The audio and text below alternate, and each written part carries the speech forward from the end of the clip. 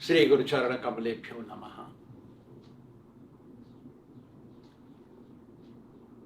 एक बार नारद मुनि घूमते घामते इस पृथ्वी पर आए। कलयुग शुरू हो गया, देखने के लिए कि लोग कैसे रहते हैं। घूमते घामते इस दुनिया में पधारे। उनको सब जगह दिखाई दिया माया का तांडव। सत्यम नास्ति दया नास्ति तपः शौचम दया दानम न विद्यते। सत्य पर नहीं चलती दुनिया, दया उनके दिल में है नहीं, आत्मा उनकी शुद्ध है नहीं, आचरण उनके अच्छे नहीं, आदतें उनकी खराब, दान देना जानते नहीं। दान देते हैं तो कौन ले रहा है उसको उसका पता नहीं। दान देते हैं तो दान लेने वाले से कुछ फायदा चाहते हैं। ऐसा उदर भरिणो जीवा। लोग सब बिजी रहते हैं, कमाई करते हैं पेट भरने के लिए। उनको हर समय चिंता रहती है कैसे पैसा आएगा, कमाएंगे, खाएंगे, सुख से जीवन बिताएंगे। फिर उनका आदत क्रूर भाषिण। क्रूर भाषिण मतलब अपशब्द बोलना, धमकाना, दूसरे से कुछ सा नफरत रखना। मैं ऊंचा हूं तू नीचा है, तेरा धर्म बेकार है, मेरा ही धर्म मानो, नहीं तो तुम काफिर हो। ऐसे आदत वाले लोग। मंदहा, उनकी समझ में नहीं आती है असली बात, गलत बात ही बैठती है उनके मन में, उनके दिल में। उनकी बुद्धि सही मार्ग में नहीं चलती। मंदहा सुमंद मतयो, उनकी बुद्धि कमजोर, यारदाश्त कम है। पढ़ने में, शास्त्र चिंतन करने में मन नहीं लगता। सोचते हैं शास्त्र तो बुद्ध लोग पढ़ते हैं जिनके पास कुछ करने को नहीं है। ऐसा मंद भाग्या, वो उनकी तकदीर अच्छे नहीं है, कमजोर हैं। मतलब धन पैसा तो है, सुतदारा गृह लक्ष्मी ये पाप इनके भी होए। पैसा तो है लेकिन मंदभागी हैं, मतलब वो पैसा का असली सही प्रयोग करना नहीं जानते, वो जोड़ जोड़ के रखते हैं। एक बार की बात, मेरे पिताजी ने एक बात बताई कि एक बंगाली साधु था और उस जमाने में चांदी के रुपए होते थे। तो कैसे करके उसने 2 रुपया चांदी के जोड़ लिए और वो गंदे से कपड़े को 4 छोर को बांध के और खूंटी पे लटका दिया और नीचे उसका बिस्तर लगा था। बंगाली तो था ही बाबा जी लोग भीख मांगते हैं या क्या करते हैं, वो रोटी मधुकरी मांगते हैं, खाते हैं, सोते हैं, वही काम है उनका। एक दिन उसको बीमारी बुखार आ गया बड़े जोर से। गांव वाले आते थे उसको देखने, मंदिर दर्शन करने। तो गांव वालों ने सोचा रहे तो उठ रहा नहीं है बंगाली बाबा, क्या कर रहा है ना, उठा नहीं वो। तो मेरे पिताजी भी थे वहां, 100-150 वर्ष से बात कर रहा हूं मैं। तो मेरे पिताजी भी थे वहां। तो वो बीमार सन्निपात हो गया, उसको साधु को मरने वाला, वो मुंह से बात नहीं निकल रही उसकी। तो वो दिखा रहा है उस थैले को, वो गंदा सा काला सा, कभी धोया नहीं वो कपड़ा, बंद के रखा है वहां, खूंटी पे लटक रहा है, उसको दिखा रहा था वो। देखिए वो उंगली से दिखा रहा है लोगों को, जो घेरे हुए थे उसको बोल रहा है। वो बोल नहीं रहा है, खाली दिखा रहा है। तो कोई समझे नहीं, मेरे पिताजी भी नहीं समझे, वो छोटे थे। वो मर गया, साधु मर गया तो उसको ले गए, जला दिया। भंडारा कर दिया और सब खो गया। तो प्रधान बातचीत कर रहे थे, वो उंगली से दिखा रहा था उस खूंटी पे लटका वो गंदा सा कपड़ा, वो साधु दिखा रहा था उसको वो क्या चीज है, थोड़ा देखते चलो। गए तो उसमें एक काला सर्प मिला, छोटा सा सर्प, और 2 रुपया सिक्के चांदी के। तो मतलब वो साधु सर्प बन गया अपने पैसा की रक्षा करने के लिए। तो जो मंदभागी होते हैं, रुपए पैसे धनवान दौलत होती है उनके पास, जो वो मर जाते हैं तो वो भूत बनते हैं उसकी रक्षा करने के लिए।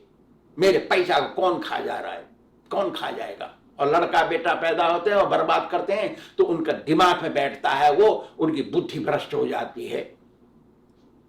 ऐसा होता है भूत।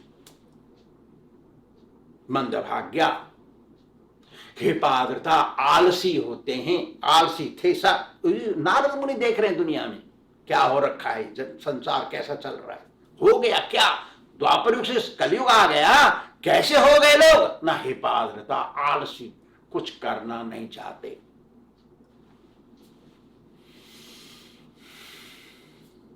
पाखंड निरता, पाखंडी हैं, दिखावा करते हैं बड़े जोर से। ओ 500 1000 रुपया 2000 रुपया का कुर्ता, 1000 2000 रुपया का धोती, 1000 रुपया का गमछा, और तिलक नहीं, भजन नहीं, पाठ नहीं, पूजा नहीं, खूब खा खा के माल मसाला मस्त कथा कह रहे हैं।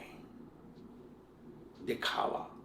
वो क्या भागवत लिखता है, क्या कह रहा है, उसके आचरण में कुछ नहीं है, खाली बोलता है।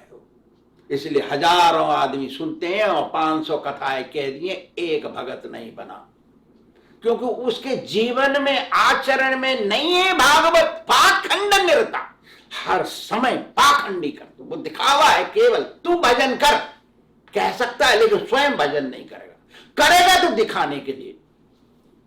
ये दिखावा।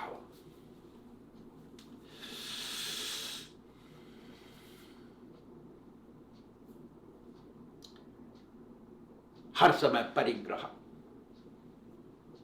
परान्न भोजने प्राण, पाणो दग्ध प्रतिग्रहे।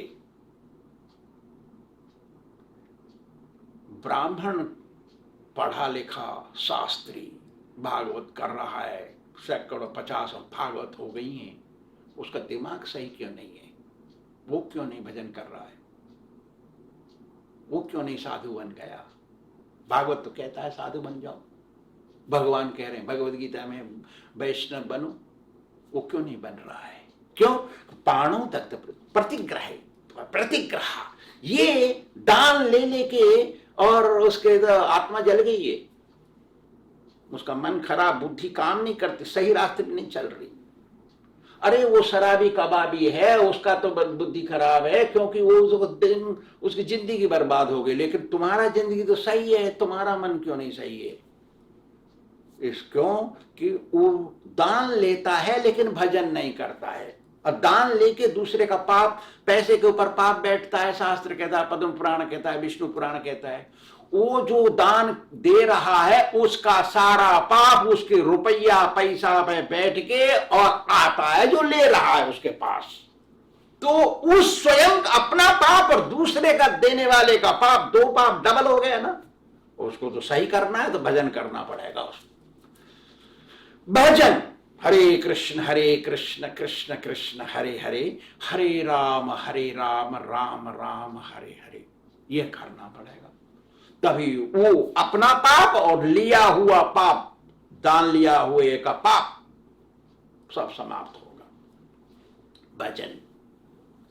तो नारद मुनि ने देखा, अरे तेरे के ये तो ऐसे संत लोग हैं दुनिया में। और आगे चले तो देखा, अरे तेरे के ये तो सब जगह पाप ही पाप चल रहा है। गए तीर्थों में, तीर्थ शायद हो सकता है तीर्थों में लोग भजन कर रहे होंगे, भगवान की सेवा में लगे होंगे।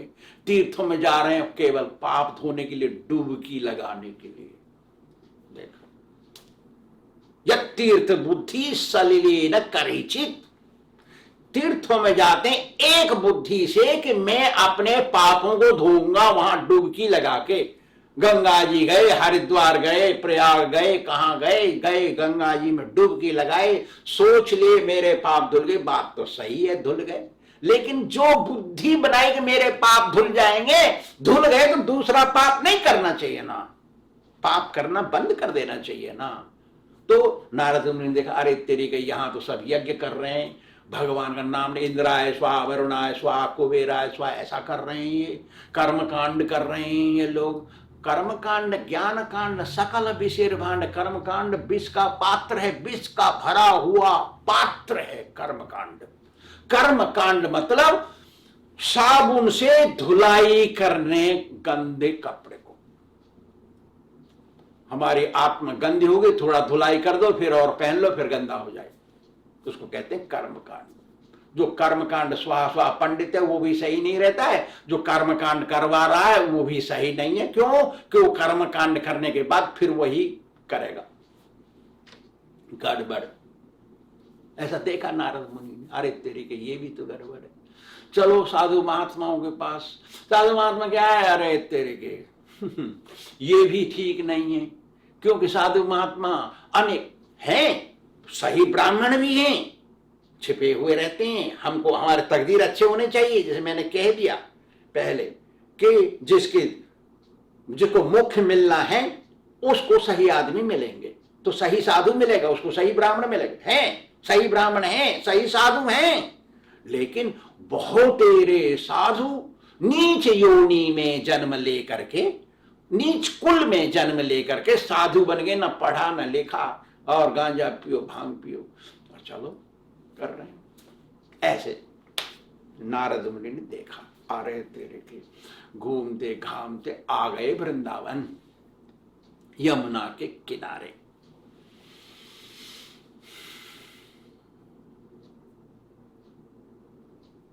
यमुना के किनारे आए,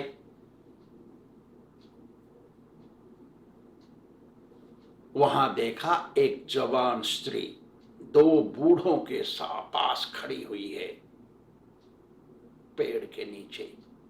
वहां देखा नारद मुनि ने, और सोचे ये क्या है, एक जवान स्त्री और दो बूढ़ों के पास। दो बूढ़े बैठ नहीं पा रहे हैं, वो तो लेटे से हुए हैं, आधे आधे लेटे हैं, और उनके पास खड़ी है। वो देखते हैं क्या है।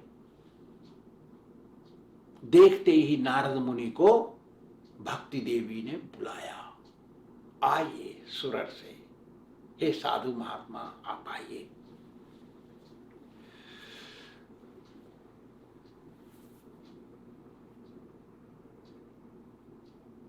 कहा, सुरर से त्वं धन्योसी मद्भाग्येन समागता, साधूनां दर्शनम लोके सर्व सिद्धि करम परम। हे सुरर्षि, हे देवताओं में साधु, हे देवताओं के साधु, हे शुद्ध आत्माओं के साधु, आपका स्वागत है। साधु को देखते ही प्रणाम करना चाहिए, साधु के सामने विनम्र होकर के गौरव पूर्वक, सम्मान पूर्वक बात बोलनी चाहिए।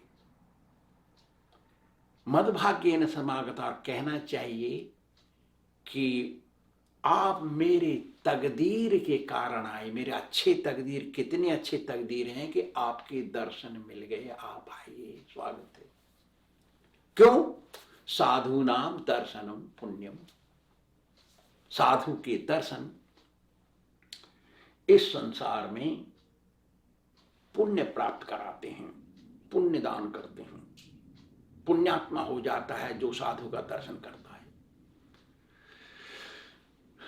और सर्व सिद्धि, सब प्रकार के सफलता, सब प्रकार की सिद्धि प्राप्त कराता है साधु का दर्शन। साधु संग सर्वशास्त्र कोय, लव मात्र साधु संग सर्व सिद्धि है। साधु संग करो, साधु संग करो, सब शास्त्रों में लिखा हुआ है। क्यों? कि उसके एक मिनट के भी संगत से पापी की भी मुक्ति हो जाती है, सर्व सिद्धि है। सब प्रकार की सिद्धि मिलती है। उसकी गरीबाई चली जाती है, उसकी बीमारी चली जाती है, उसका अहंकार चला जाता है, सब कुछ चला जाता है। श्रद्धा पूर्वक विनम्रता से नम्र पूर्वक साधु की संगति करना चाहिए। तो भक्ति देवी को खुशी हो गई। आहा, तो भक्ति देवी को खुशी हो गई। तो नारद मुनि ने पूछा, तुम कौन हो भाई, तुम बताओ, अपना परिचय दे दो। तो उन्होंने परिचय दिया कि मैं तो दक्षिण द्रविड़ देश में पैदा हुई। द्रविड़ कहते हैं आंध्र प्रदेश को। द्रविड़ देश में पैदा हुई, कर्नाटक में बड़ी हो गई, महाराष्ट्र में गई, वहां पर मुझे 2 बच्चे मिल गए, 2 लड़के, मेरे ये 2 लड़के हैं। और वहां गई गुजरात में लोग अपने मन के हिसाब से काम कर रहे थे, सोच रहे थे कि सभी देवी देवता सब बराबर हैं, कुछ भी कर लो, सब रास्ता एक ही जगह जाता है, सारे रास्ते एक ही जगह पहुंचते हैं, किसी की पूजा कर लो वो वहीं पहुंचती है एक जगह। अरे तुम बॉम्बे की ट्रेन में बैठ गए तो कलकत्ता कैसे जाओगे, ऐसा नहीं सोचते हैं वो। दुर्गा पूजा, काली पूजा, गणेश पूजा, हनुमान पूजा और शंकर पूजा और विष्णु पूजा और नारायण पूजा, राम पूजा और कृष्ण पूजा सब बराबर है। इंद्र पूजा, इंद्राय स्वाहा, वरुणाय स्वाहा, कृष्णाय स्वाहा, तीनों बराबर हैं, ऐसे सोचते हैं वो। हद कर दिया उन्होंने। बॉम्बे की ट्रेन में बैठ गए और सोच रहे हैं मद्रास पहुंचेंगे, ऐसे कैसे हो जाएगा भाई? अरे कम से कम सोचना भी तो चाहिए कि ऐसे नहीं कहना चाहिए कि सारी पूजा सब समान है, नहीं। तो ऐसा सोच रहे थे गुजरात के लोग। तो मैं वहां बूढ़ी हो गई, मेरे बच्चे जवान रहे। फिर मैंने सोचा, अरे तेरे के यहां से हम तो चलते हैं, चलो यमुना के किनारे भगवान श्री कन्हैया कृष्ण वहां लीला किए थे, हम जाएंगे वहां। तो भक्ति देवी आ गई वृंदावन दोनों बच्चों को लेकर के। जैसे ही बच्चों ने पृथ्वी वृंदावन की रज को छुआ, वो बूढ़े हो गए, ये जवान हो गई वापस। तो वो कह रही है कि बूढ़ी मां हो सकती है, जवान बच्चे होना चाहिए।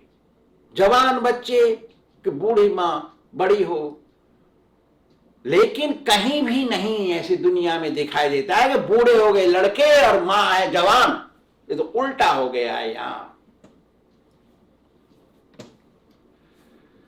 तो नारद मुनि ने कहा, ये स्थल का प्रभाव है, इस जगह का प्रभाव, वृंदावन में कन्हैया रहता है, कन्हैया का प्रभाव है, कन्हैया के कारण ऐसा हो गया है। यहाँ ज्ञान वैराग्य की जगह नहीं है, ये 2 बच्चे ज्ञान वैराग्य हैं, इनकी जगह यहाँ पर नहीं है, ये तुम्हारी ही जगह है,